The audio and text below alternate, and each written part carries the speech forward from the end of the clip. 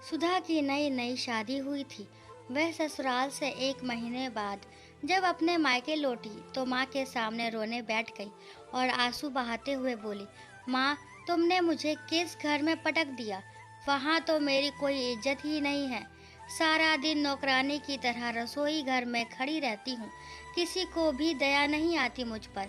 कभी सास ससुर की रोटी पकाओ तो कभी दो छोटे देवर की रोटियां पकाओ।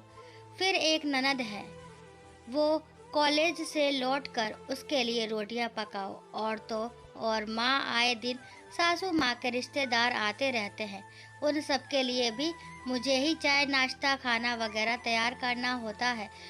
रोज गंदे कपड़ों के ढेर इकट्ठे हो जाते हैं, आराम ही नहीं मिलता। जिंदगी नरक सी बन गई है। ननद को बिस्तर पर बैठे बैठे ही सब कुछ चाहिए। जानती हो, बीते दिन मुझे अपने पति पर तब गुस्सा आया जब उन्होंने महीने की पूरी तनख्वाह सासू माँ के हाथ में रख दी और मुझसे कहा, तुम्हें जो कुछ भी चाहिए एक पर्ची पर लिख देना, मैं शाम को ड्यूटी से छुट्टी होने पर लेता आऊँगा। सुधा की बातों को ध्यान से सुनकर माँ ने थोड़ा सोचकर कहा, तो तुम क्या चाहती हो? मुझे उन सबके साथ नहीं रहना। बस मैं और मेरे पति हम दोनों अलग अपनी गृहस्थी बसा लें। कुछ ऐसा उपाय बताओ माँ। बेटा, तुम्हारे पास दो ही रास्ते हैं। एक तो तुम वहीं रहो और उन सब की सेवा करो, क्योंकि वह परिवार भी अब तुम्हारा ही है। और अगर तुम चाहती हो तो तुम अपने पति को किसी किराए के मकान में ले जा सकती हो। वहाँ तुम्हें किसी का खाना नहीं बनाना पड़ेगा, किसी के कपड़े नहीं धोने पड़ेंगे। पति की पूरी तनख्वाह भी हाथ में ही तुम्हें मिलेगी।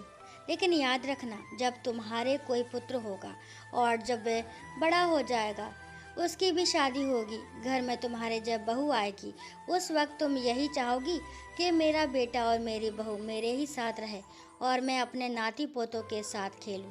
प्यास लगने पर मेरे नाती पोते दौड़कर मेरे पास एक गिलास पानी ले आएंगे। कोई ऐनक ढूंढकर मेरे हाथ में थमा देगा। कोई कहेगा, दादी जी खाना बन चुका है, थाली लग गई है, आओ हम सब मिलकर खाना खाएंगे।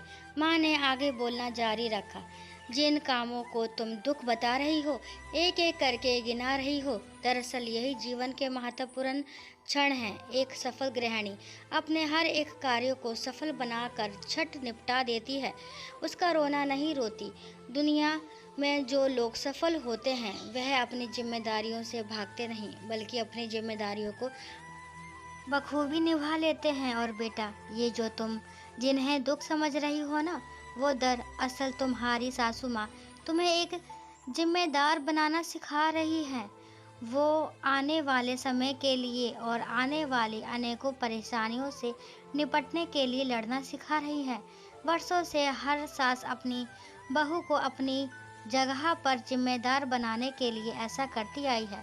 कल तुम भी अपनी बहू को जिम्मेदार बनाने के लिए उसे मजबूत बनाओगी बेटा। घर के बुजुर्ग कब तक हैं और कब तक नहीं, कोई नहीं जानता। वो अपनी आने वाली पीढ़ियों को मजबूत और रिश्ते निभाते हुए देखना चाहते हैं। कल तुम भी अपने बच्चों से यही आशाएं रखोगी। सुधा की आंख में आंसू थे। सुधा ने उसी वक्त अपना बैग उठाया और बोली, बस माँ, मैं समझ गई, आपकी बातों में अनमोल सीख है। मैं चली अपने ससुराल।